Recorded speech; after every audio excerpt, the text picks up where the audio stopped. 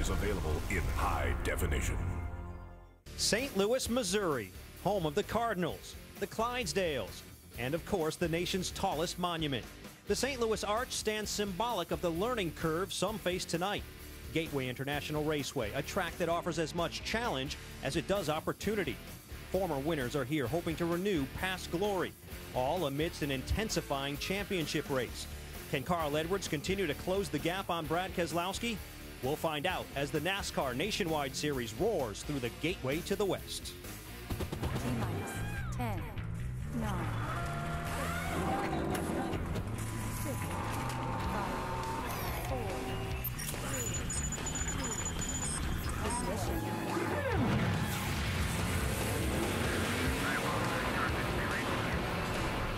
The NASCAR Nationwide Series heads into race 19 tonight here at the Gateway International Raceway. This place is a high-speed, mile-and-a-quarter track with two completely different sets of turns. It certainly has its challenges. Track position is always critical, so it never hurts to start up front. So let's show you how qualifying played out earlier this afternoon. And your point leader, Brad Keselowski, a very sporty lap. For much of the qualifying session, it looked like he'd be on the pole. Very strong lap, but it would not hold up. Instead, he was bumped from the provisional pole by Colin Brown. Excellent lap for him, 33.74 seconds. It's his best qualifying effort of the year, but it wasn't enough to hold up for the pole. Somewhat of a surprise. The pole winner was this guy, Trevor Bayne, in the 99 car. Bayne, very fast lap, just over 133 miles per hour. And that's enough to give him his second pole of the season. Here's a look now at the first 5 rows. And a couple of surprises there. Brad Coleman, a strong qualifying effort there on the inside of row number 4. Carl Edwards looking to get back in this championship chase. He's on the outside of row number 4. And how about Kevin Harvick, the hot hand right now? He won the truck race earlier this afternoon. Hello, everybody, and welcome to NASCAR Countdown. I'm Mike Massaro here in Madison, Illinois, just across the mighty Mississippi River, only minutes outside the heart of downtown St. Louis, Missouri. And as we just showed you, Trevor Bayne picked up the pole, his second of his career. And to get his thoughts going into tonight's race, Dr. Jerry Punch is with him. Thank you, Mike. You mentioned the Cardinals are playing across town, but this guy's already hit one out of the park here at this Toyota. Trevor, congratulations on a great pole run. Now, got to ask you, as a young driver, typically aggressive, what's the game plan early on tonight? Well, I just had a talk with Carl Edwards, and it's a give and take kind of sport. You have to know when you got a good car and know when you're about to get past and be willing to give that room when that's coming up. But fortunately, so far we're on the good side today where we got a good car, and so hopefully we'll be making all the passes and staying up front. But, this Outback Toyota, I couldn't ask for much more out of it so far today. It's been great. It's letting me hang out with you more. I mean, I don't know what to do getting to hang out with Jerry Punch so much, but it's a good day so far.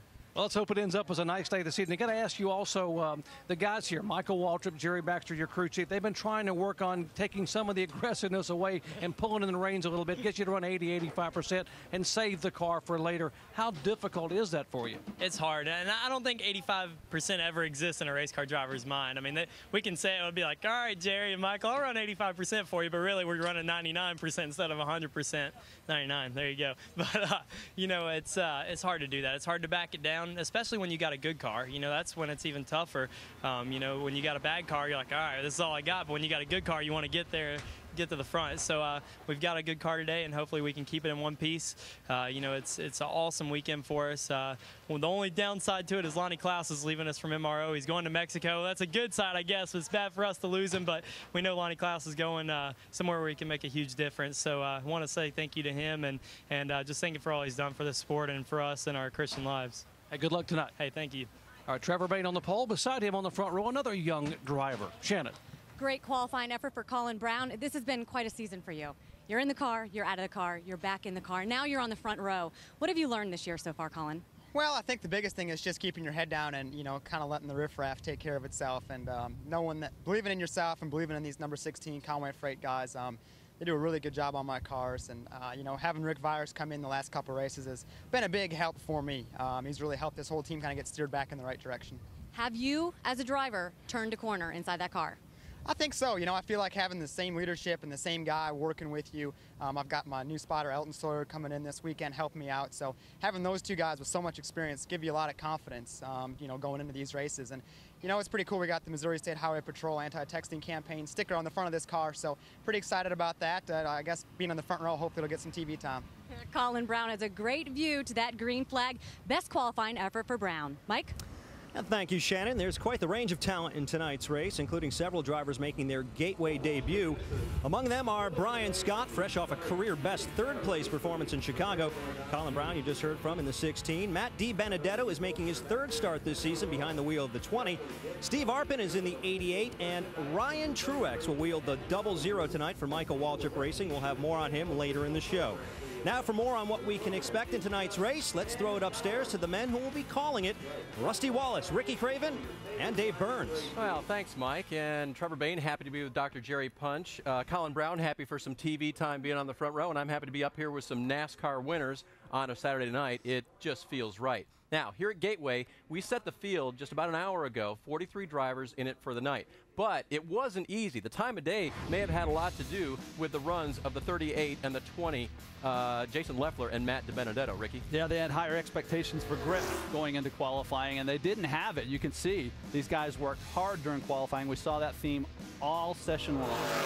And Rusty, there was a truck race earlier today that was supposed to run last night. They had to reschedule for this afternoon. Yeah, they really did. And that truck race, in my mind, threw everybody for a loop. The track was really black out there. The conditions were completely different. They practiced this morning on this racetrack getting set up for tonight's race. They qualified, then they run the truck race, and so they have no idea what to expect tonight. This race is going to end at night. These changing track conditions are going to be everything. They're going to have to stay up with it. Things to keep an eye on. Now, the Sprint Cup Series is off this weekend, so this could be an opportunity for some guys in the Nationwide Series, Ricky, that may not have it normally. Yeah, I agree. There's 3 drivers in the full-time Nationwide drivers that I have high expectations for. Number 1, Justin Allgaier. A few months back, he took it to him at Bristol, took on the best they had to offer, came out on top. Brendan Gaughan, who's a veteran in all ranks of racing, and he's won here in the Truck Series. I think he could win here in the Nationwide Series. He's got his best start tonight, 4th. And then the big story, Trevor Bain, who says he spent a lot of time today with Jerry Punch, and I think he has a chance to spend a little more time with him because he's very confident in his crew, car, and himself. So as long as he's not overconfident, Rusty. Well, and I mentioned the opportunity, so I spoke out of that side of my mouth. Now let me speak out of the other, Rusty. They still got to beat these Cup guys that are here tonight. Oh, yeah, they know that. The Cup guys have got the upper hand here. They got a lot of laps around here, and even if it's not here, they got more laps than the rest of those guys. You take a look at Carl Edwards. This guy flat knows how to get around this racetrack in St. Louis. He's so confident that he rode his bicycle all the way here over 200 miles from Columbia up to this track. He's very confident for himself tonight. A lot of experience at this racetrack. Paul Menard been steady all year long. Real impressed how Paul's been doing. Ran good in the road courses, had good top 10 finishes. Brad Keselowski, another guy leading our point standings right now, finished 2nd in the truck race earlier today. But the guy that I think's really going to get the job done, that cat right there, Kevin Harvick. Kevin won the truck race. He looks really good in practice. And you know what? The very first win he ever had here was a Gateway. So he won his first race here. He won it in 2000, came back again and won it in 2001. So they're going to have to beat Kevin Harvick. He's going to be good. We'll see who can win it tonight, the opportunity guys or the veterans. Mike, 4 of the top 7 qualifiers have never won a NASCAR Nationwide Series race. Yeah, and that certainly makes things interesting, Dave. Still ahead, plenty to come. Reed Sorensen has 3 career victories. 2 of those have come right here in St. Louis. Can he add a 3rd to his resume? We'll talk to him. Justin Allgaier's Bristol win this spring was a breakthrough. Hear why it was so emotional for him and his wife, and why a win tonight might be even sweeter. And Ryan Truex is one of NASCAR's most talked about young prospects. Hear what's on his mind as he prepares to make his Nationwide Series debut. All this coming up next on NASCAR Countdown. Don't go away, we're just getting started. Fans are on their feet, and this is a great crowd tonight here in St. Louis. Look at this, going for the lead. Here goes Kevin Harvick. He's got the inside line going down into 1. He's coming here to win. It's not about points. It's about his team, his car. He wants to get it done, man. It's nervous time right now for Kevin Harvick. And he is just hoping for a caution flag real quick right now because he decided to stay out that last time. Kevin Harvick has just run out of fuel. Get the can ready. Get the can ready. This is going to absolutely kill Kevin Harvick. No chance now. It is Kyle Busch, Reed Sorensen. Busch in the 18. Boy, he gets another great jump.